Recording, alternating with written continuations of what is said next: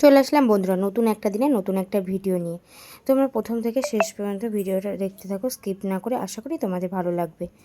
আজকের সকালটা শুরু হয়েছে একটু ঢং করে। তারপরে তার আগে ছেলেকে স্কুল থেকে দিয়ে এসে তারপরে বাড়িতে আসলাম। এসে বিছানাটার অবস্থা খুবই হালাত খারাপ।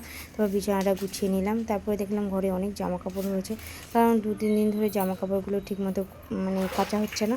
তাই ভাবলাম ছেলে যেহেতু আসতে দেরি হবে স্কুল থেকে, তো ওই জন্য জামা কাপড়গুলো কেচে নিই। তাই জন্য জামা কাপড়গুলো সার্ফে ভিজিয়ে দিলাম। আর আমাদের টাইম কলের জল থাকতে জামা কাপড়গুলো কেচে নেবো। না হলে ট্যাঙ্কের জল দিয়ে জামা কাপড়গুলো কাচলে না ভীষণ এত ট্যাঙ্কের জলে এত ঠান্ডা, ভীষণ কষ্ট হয়। তাই জন্য টাইম কলের জল দিয়ে জামা কাপড়গুলো কেচে নেবো। তাই জন্য তাড়াতাড়ি ভিজিয়ে দিয়েছি। এদিকে দেখছি বেসিনটা কালকে ধোয়া হয়নি, ওই জন্য বেসিনটাকে ধুয়ে দিলাম। তারা কিছুক্ষণ আগে আমি হারপিক দিয়ে রেখেছি। হারপিক দিয়ে বেসিনটা ধুলে না একদম নতুনের মতো চকচক করে। আগে আমি এটা জানতাম না। একজনের কাছ থেকে আমি দেখে শিখেছি যে হারপিক দিয়ে বেসিন ধুলে একদম চকচক করবে বেসিন। ওই জন্য কিছুক্ষণ আগে একদম পুরো মেখে রেখেছিলাম। মেখে রেখে তারপর একটু ধুয়ে দিলাম। ধুয়ে দিয়ে এবার ওটা হয়ে গেলে এবার ঘরটা মুছতে হবে। ওই জন্য ঘরটা তাড়াতাড়ি করে মুছছি, কারণ দেরি হয়ে গেছে। এই জন্য তাড়াতাড়ি করে কাজ করছি। এবার খাওয়া দাওয়া আছে সকালে, আবার ছেলে স্কুলে থেকে আসবে, ওর টিফিন বানানো, অনেক কাজ। একটা সংসারের হাজারটা কাজ। মাঝে মাঝে ভাবি যদি সময়টা যদি আরেকটু বেশি হতো, তাহলে মনে হয় আরেকটু কাজ বেশি করতে পারতাম। আর যতই ভোরবেলা যতই তাড়াতাড়ি উঠি না কেন, যেন সময়ের সাথে পেরে উঠি না। যেমন যত তাড়াতাড়ি করার চেষ্টা করি না কেন, যেন কাজ আর যেন শেষ হয় না, একটার পর একটা করতেই থাকি। তারপর এবার ঘরটাগুলো মুছে নিলাম। মুছে ঘরের সামনেটা মুছে নিই, যেহেতু আমার কুকুর থাকে একটা, ওই জন্য বারবার করে মুছতে হয়। আর ধুলো হয়, আর ধুলো হলে কেমন একটা লাগে সামনে দিয়ে, ওই জন্য বারবার করে মুছি। তারপরে এসে মোছা টোছা হয়ে গেলে ওদিকে জামা কাপড়গুলো কেচে নিলাম। কেচে নিয়ে এবার তাড়াতাড়ি করে স্নান করছি। আমি যেন স্পিডের মতো দৌড়াচ্ছি শুধু, কখন তাড়াতাড়ি করে সব কিছু করতে পারবো, এমনি দেরি হয়ে গেছে। তারপরে এবার স্নান টান করে এবার একটু নিজে একটু ফ্রেশ ট্রেশ হবো, একটু ক্রিম টিম মেখে নিলাম মুখে। শীতকাল হাজারটা জিনিস মাখতে হবে, এখানেও অর্ধেকটা টাইম কেটে যায়। এই মুখে ক্রিম মাখো, তেল মাখো, এই হাজারটা জিনিস করতে করতে একটা সময় কেটে যায়। ওই জন্য মুখে ক্রিম টিম মেখে একটু সিঁদুরটা পরে নিলাম। পরে নিয়ে এবার যাবো পুজো দিতে। তারপরে জামা কাপড় কেচেছি, ওগুলো শুকাতে দেবো। মনে হচ্ছে কখন রান্নাঘরে এসে টিফিনটা বানাতে। তারপরে শ্বশুর শাশুড়ি আছে, ওদেরকে খাওয়া দেওয়া। বলে না, অনেকে বলে যে শাশুড়ি থাকলে হাতে হাতে অনেক কাজ করে দেয়, কিন্তু আমার শাশুড়ি কোনো কিছুই করে না, সবই আমাকে করতে হয়।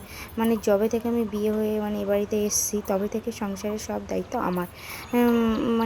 উনি বলেনি, আমি নিজেই নিয়ে নিই, কারণ ওনার বয়স হয়েছে।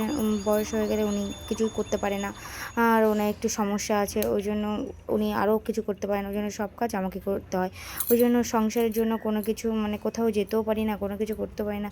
এই ভাবি কোথাও গেলে অনেকটা সময় আসার পরে আমার অনেক কাজ থাকে, ওই জন্য আর কোথাও যাওয়া হয় না। সংসারের সব কাজ নিজের হাতে করা সংসারের কাজ করা, তারপরে দোকান সামলানো, ছেলেকে সামলানো, নিজে একটা পাগল পাগল মনে হয় করবো। তারপর এবার জামা কাপড়গুলো কেচে ওগুলো শুকা দিয়ে দিয়েছি। এবার ঠাকুরকে একটু পুজো দিয়ে দিচ্ছি। আজকে একটু কলা আর চিড়ে দিয়ে পুজো দিয়েছি। দিয়ে এবার একটু আরতি করে নিলাম ঠাকুরকে। ঠাকুরের সামনে গিয়েও যে দুর্গান্ত বসে একটু আরতি করবো, তারও মন করে আছে কখন রান্নাঘরে যাব। ওরা আবার আমার শ্বশুর আবার খাবার জন্য বসে থাকবে, কখন বৌমা করে দেবে তারপর খাবে। ওই জন্য আর আমি সব সময় স্নান টান করে তারপরে ঠাকুর রান্নাঘরে ঢুকি। আমার ওই বাসি কাপড় ছেড়ে ওই রান্নাঘরে ঢুকতে ভালো লাগে না। আর ওই জন্য আমি যত দেরি হোক তাড়াতাড়ি করে স্নান করে তারপর রান্নাঘরে ঢুকি। ওই জন্য এবার একটু হাঁটাহাঁটি করলাম। করে নিয়ে তারপর ঘরে এসে দেখলাম ভিজা গামছাটা রয়েছে, আর ছাদে গেলাম না, ওই জানলাতেই মেলে দিলাম, কারণ জানলাতে আমার একটা রোদ আসে, ওই জন্য জানলাতেই মেলে দিলাম। তারপরে এবার ওদেরকে খাবার টিফিন করে নিলাম। আর টিফিন করানোর সময় তোমার দেখাতে পারলাম না, কারণ এত ব্যস্ততার মধ্যে দিয়ে আমাকে তো কেউ ক্যামেরা ধরে দেয় না, আমি নিজে নিজেই করি, ওই জন্য আর তোমাদেরকে এসে শেয়ার করতে পারলাম না। তারপরে একটা ডিম নিয়ে এসেছি, বর এসছে দোকান থেকে, ও খাবে, তাই জন্য একটা ডিম পোচ করে দিচ্ছি। কিছু আজকে গোলা রুটি করেছিলাম, ওরা গোলা রুটি দিয়ে আর চিনি দিয়ে খেয়ে নিয়েছে, আর ওর জন্য কিছু বানাতে পারিনি, ওই জন্য বললো যে ডিম ভাজা দিয়ে খেয়ে নেবে। ওই জন্য ডিম ভাজা করে নিলাম। ডিম ভাজা করে ভাত দিয়ে দেবো। ডিম ভাজা দিয়ে গরম গরম ভাত, আগের দিনে ভাত ছিল, ভাতটাকে গরম করে নিয়েছি, নিয়ে উনি আবার ঠান্ডা ভাত খাবে না, গরম ভাত করে আর ডিম ভাজা দিয়ে উনি খেয়ে দোকানে চলে যাবে। তারপরে দোকানে আমি যাবো, তারপরে উনি ছেলেকে আনতে যাবে। এবার ছেলেকে নিয়ে এসে ওকে স্নান টান করিয়ে দিয়েছি, দিয়ে এবার রান্না করতে। আজকে একটা নতুন মেনু বানাবো, সেটা হচ্ছে ওই মুড়িঘণ্ট অনেকে সেই মুগ ডাল দিয়ে মুড়িঘণ্ট বানায় না, আমি মুগ ডাল দিয়ে না গোবিন্দভোগ চাল দিয়ে আজকে মুড়িঘণ্টটা বানাবো। তার জন্য প্রথমে মাছের মাথাগুলোকে জেলা করে নিয়েছি, কারণ বড় বড় মাছের মাথাগুলো দিলে না তারপরে ওগুলো ভাজতে ভীষণ কষ্ট হয়, আর ছোটো ছোটো করে কাটলাম ভাজতে ভালো লাগে। তারপর মাছের মাথাগুলো তেল দিয়ে ওর মধ্যে ভাজতে দিয়েছি, এই যে মশলা দিয়েছি জিরে ধনে আর হলো গরম মশলা মানে ফ্রাই করে রোস্ট করে নিয়েছি। তারপর ওর মধ্যে আলুগুলো ডুমো ডুমো করে করেছি, আলুগুলো ভেজে করে নিয়েছি, এদিকে পেঁয়াজগুলো ভাজা করে নিয়েছি, দিয়ে মশলাটা দিয়ে দিয়েছি, দিয়ে ওটাও সুন্দর করে ভাজিয়ে নুন হলুদ লঙ্কা জিরে গুঁড়ো ধনে গুঁড়ো দিয়ে ওটাকে কষিয়ে নিয়েছি। কষিয়ে এবার ভাজা আলুগুলো ওর মধ্যে দিয়ে দেবো, দিয়ে আরও কিছুক্ষণ কষাবো। কষিয়ে তারপরে এবার চালগুলো আগে ধুয়ে কিছুক্ষণ ভিজিয়ে রেখে দিয়েছি, এবার ওগুলো ভিজিয়ে রেখে দিয়ে ওগুলো ওর মধ্যে দিয়ে ভালো করে কষিয়ে নেবো। কষিয়ে ওদিকে গরম জল বসিয়ে দিয়েছি, ওদিকে কষাতে কষাতে ওটাও গরম জল করে নেবো। এবার মাছের মাথাগুলো দিয়ে এটাও ভালো করে একটু ভেঙে টেঙে নেবো, নিয়ে ভালো করে কষিয়ে নিয়েছি। নিয়ে তারপর এবার গরম জলটা ঢেলে দেবো, দিয়ে কিছুক্ষণ ঢাকনা দিয়ে রেখে দেবো। আমি কোনো মাপ দিইনি, নিজের মাপ অনুযায়ী দিয়েছি। ওদিকে যে ভাজা মশলাটা করে রেখেছিলাম ওই ভাজা মশলাটা দিয়ে দিয়েছি, একটু গরম মশলা দিয়ে দিচ্ছি। আর এখন শীতকাল আমি সব কিছুতে ধনেপাতা ইউজ করি, আর আমার ধনেপাতাটা মানে 12 মাসই ভালো লাগে তরকারিতে দিলে।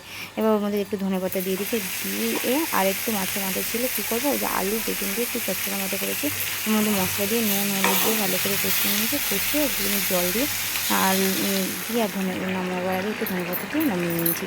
তারপরে মশা বললো যে একটু মটরশুঁটি মানে বাটা খাবে, ওই জন্য মটরশুঁটিটাকে একটু বেটে নিয়েছি, ওর মধ্যে কাঁচা লঙ্কা ধনেপাতা আর আদা জিরে ওটা দিয়ে ভালো করে কষিয়ে ধনেপাতাটাকে বেটে নিয়েছি, নিয়ে এবার ফ্রাই করি। আজ ভিডিওটা এইটুকু, ভিডিওটা কেমন লাগলো